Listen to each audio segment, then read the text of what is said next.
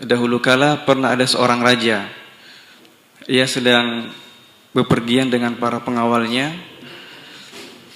Kemudian ia melihat ada seorang yang duduk di bawah pohon. Tak lama kemudian, orang itu sosok yang sangat sederhana, membuka tasnya, perbekalannya. Dari tasnya diambil sebuah roti kering. Kebetulan di tepi pohon itu ada sungai yang mengalir, airnya jernih. Roti kering itu dicelupkan ke dalam air sungai itu. Habib Ali melanjutkan, setelah dicelupkan, roti kering itu menjadi basah. Kemudian orang itu memakan roti itu. Setelah dimakan, orang itu tiba-tiba mengucapkan Alhamdulillah dengan ekspresi yang sangat dalam syukurnya. Sang raja jadi heran, hanya sebuah roti kering yang dicelupkan dalam sungai, ia bersyukur luar biasa. Kemudian sang raja memerintahkan pengawalnya, panggil orang itu. Saya penasaran, saya mau bertanya.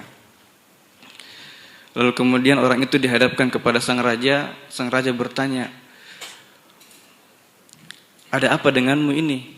Kamu tidak punya rumah, kamu hanya memakan sekerat roti yang kamu celupkan itu pun di air sungai, kemudian kamu begitu bersyukur, apa yang ada dalam pikiran kamu? Maka orang tersebut balik bertanya kepada sang raja, wahai raja, jika seandainya sang raja makan, kemudian makanan tersebut nyangkut di tenggorokan raja, kemudian tidak bisa makanan tersebut turun, kecuali raja meminum air, yang air itu harus raja tebus dengan separuh kerajaan raja, apakah raja bersedia? Raja tersebut dengan yakin menjawab, saya bersedia. Bayangkan kalau tidak turun makanan itu. Sang orang tersebut bertanya kembali, wahai raja, jika seandainya air yang raja minum tersebut nyangkut lagi, tidak bisa keluar, dan hanya bisa keluar jika raja membayar dengan separuh kerajaan raja, apakah raja bersedia? Raja bilang, daripada saya kesakitan, tidak bisa buang air kecil, maka tentu saya akan bersedia bayar dengan separuh kerajaan saya. Orang tersebut berkata, wahai raja, jika segelas air minum dan nikmat buang air kecil senilai dengan seluruh kerajaan yang raja miliki, maka apalagi saya tadi, dengan nikmat yang Allah berikan, ada roti kering, ada air yang mengalir, ada pepohonan yang di atas saya, maka nikmat itu lebih banyak daripada seluruh kerajaan raja. Betapa mulia hati orang ini, karena begitu mudah ia bersyukur kepada Allah Subhanahu wa taala.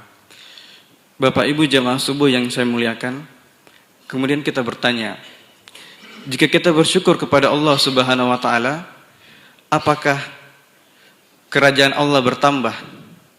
Apakah perbendaharaan Allah bertambah dengan rasa syukur kita? Jawabannya tentu mudah, tidak. Karena Allah telah maha kaya, maha kuasa sejak azali, sejak dahulu kala. Lalu untuk apa kita bersyukur? Maka jawabannya ada pada salah satu ayat yang dibacakan tadi oleh Pak Imam di rakaat pertama.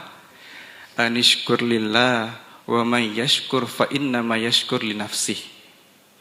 Bersyukurlah kepada Allah, karena barang siapa yang bersyukur, maka sesungguhnya ia bersyukur untuk dirinya sendiri. Kenapa demikian? Bukannya kita bersyukur kepada Allah. Kenapa Allah mengatakan dalam firman-Nya, itu sesungguhnya jika engkau bersyukur, sebenarnya engkau bersyukur untuk dirimu sendiri.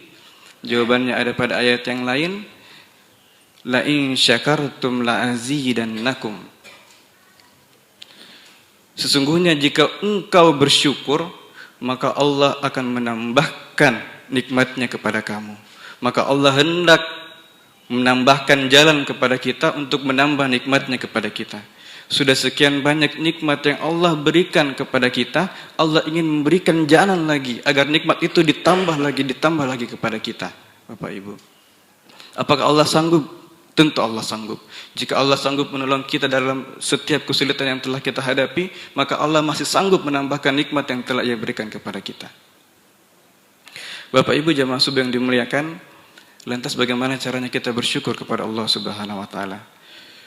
Paling tidak ada 3 cara Bapak Ibu. Yang pertama adalah bersyukur dengan lisan kita. Bersyukur dengan lisan ada beberapa cara. Yang pertama dengan mengucapkan hamdalah, alhamdulillahirabbil alamin. Segala puji bagi Engkau ya Allah, Tuhan semesta alam. Dengan lisan kita pula ini sebagai wujud syukur kita kepada Allah Subhanahu wa taala, kita ganti perkataan-perkataan kita yang biasanya tidak berfaedah menjadi kata-kata yang bermanfaat melalui lisan kita. Dan melalui lisan kita ini pula kita ucapkan banyak-banyak ampun kepada Tuhan kita, Allah Subhanahu wa taala. Allah berfirman, "Wasari'u ila magfiratin mir rabbikum." Maka bersegeralah kamu kepada ampunan Tuhanmu.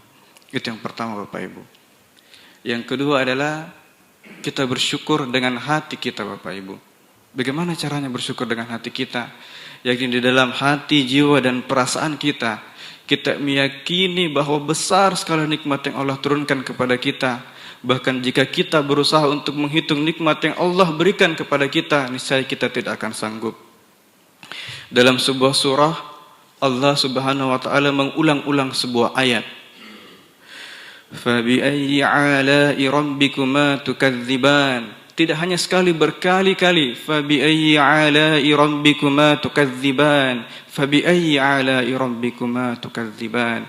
Maka nikmat Tuhan yang mana lagi yang kamu dustakan? Seolah-olah Allah ingin menantang kita. Jika kamu sanggup, hitunglah nikmatku kepada engkau. Tentu kita tidak akan sanggup. Jika segelas air saja dan nikmat buang air kecil seharga dengan seluruh kerajaan yang dimiliki oleh seorang raja, bagaimana kita menghitung nikmat yang telah Allah berikan kepada kita? Nikmat berbuka, nikmat sahur, nikmat ibadah, nikmat sholat, nikmat zikir. Kita sungguh tidak akan mampu menghitungnya Bapak Ibu sekalian. Terakhir Bapak Ibu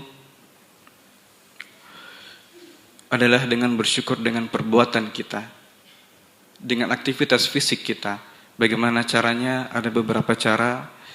Salah satunya adalah dengan cara mungkin jika kita mampu, ketika kita mendapatkan nikmat Allah, kita menggelar syukuran bukan untuk berpamer, bukan untuk ria, tapi untuk berbagi nikmat yang telah Allah berikan kepada kita. Dalam ayatnya yang lain Allah berfirman, wa amma bi ni'mati rabbika fahaddits. Maka atas nikmat Tuhanmu beritakanlah, kabarkanlah.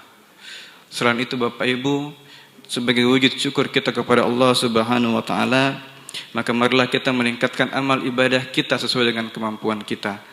La yukallifu nafsan illa wus'aha. Allah tidak akan membebani seseorang melainkan dengan kesanggupannya.